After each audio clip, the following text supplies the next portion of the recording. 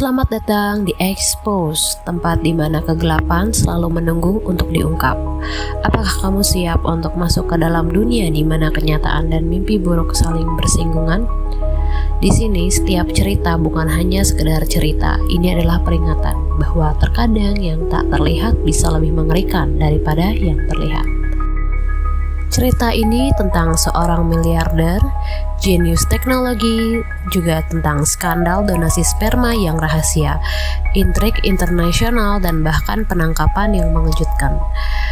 Kenalin, ini adalah Pavel Durov, pendiri Telegram yang baru saja menggegerkan dunia dengan pengakuan gilanya dan penangkapan yang lebih gila lagi. Siapkan diri kalian, karena cerita ini akan membawa kalian ke perjalanan yang gak terlupakan.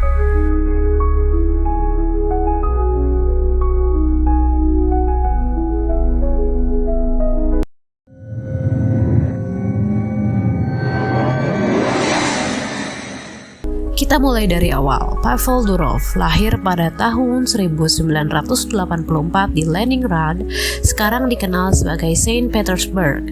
Memang sudah ditakdirkan untuk menjadi besar. Setelah lulus dari Universitas Negeri Saint Petersburg pada 2006, dia nggak buang-buang waktu. Hanya setahun kemudian, dia bersama saudaranya Nikolai mendirikan Vkontakte yang langsung jadi Facebooknya Rusia.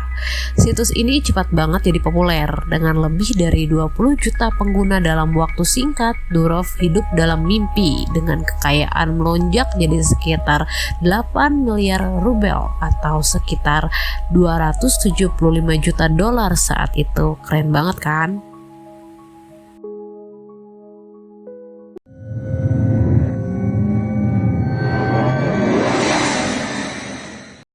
Tapi seperti kata pepatah, semua hal baik pasti ada akhirnya.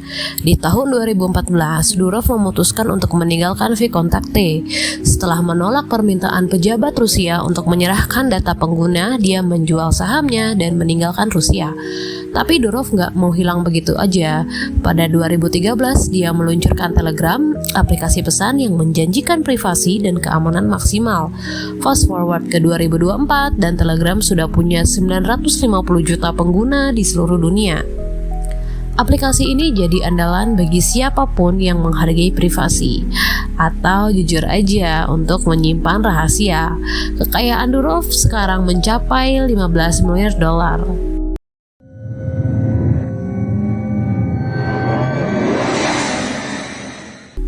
Tapi inilah bagian di mana ceritanya menjadi semakin gila. Pada Juni 2024, Durov membuat pengakuan yang bikin dunia tercengang.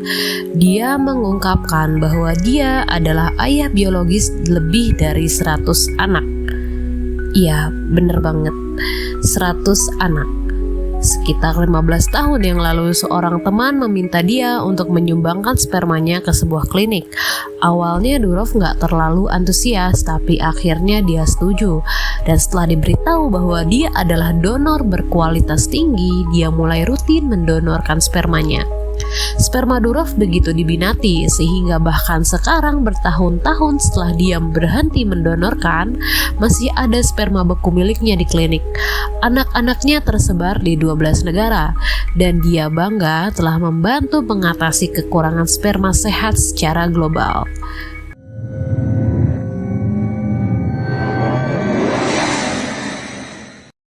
Tapi pas kamu pikir cerita ini udah gak bisa lebih gila lagi, ternyata ada yang lebih gila.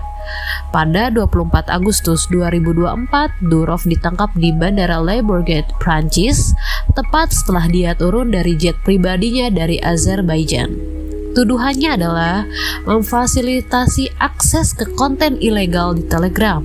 Otoritas Prancis yang dipimpin oleh Kantor Pencegahan Kekerasan Terhadap Anak di Bawah Umur atau OFMIN menuduh Durov melakukan kejahatan serius, termasuk pencucian uang, perdagangan narkoba, dan penyebaran konten eksploitasi anak di platformnya. Ini tuduhan berat untuk seseorang yang selalu bangga melindungi privasi pengguna.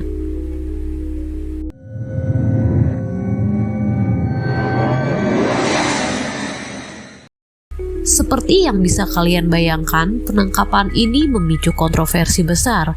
Elon Musk yang gak pernah mau ketinggalan langsung nge-tweet di platform X-nya, teriak liberté, liberté, liberté, minta Durov dibebaskan. Telegram dengan cepat merespons, menyebut tuduhan itu omong kosong dan mengingatkan semua orang bahwa mereka mematuhi hukum Uni Eropa, termasuk Digital Service Act. Sementara itu, Kremlin masih bingung nih bagaimana menangani ini, mengingat Durov punya banyak kewarganegaraan, termasuk Rusia dan Prancis. Kementerian Luar Negeri Rusia bahkan sudah mengirimi nota permintaan akses ke Durov, tapi ini rumit karena Prancis menganggap Durov sebagai warganya sendiri.